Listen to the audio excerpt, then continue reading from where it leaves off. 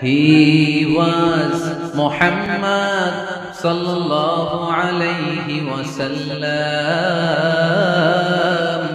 Muhammad, mercy upon mankind, teacher of all mankind, Abul Qasim, Ya Habibi, Ya Muhammad, Ya Shafi'i, Ya Muhammad, خير خلق الله محمد يا مصطفى يا إمام المرسلين يا مصطفى يا شفيع العالمين.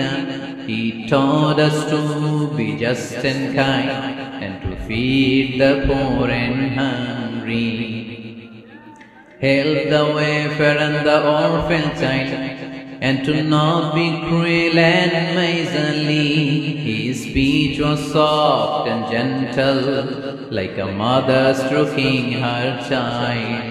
His mercy and compassion were most radiant when his smile was Muhammad sallallahu alayhi wasallam. Muhammad, mercy upon mankind, teacher of all mankind, Abul Qasim, Ya Habibi, Ya Muhammad, Ya Shafi'i, Ya Muhammad, خير خلق الله محمد.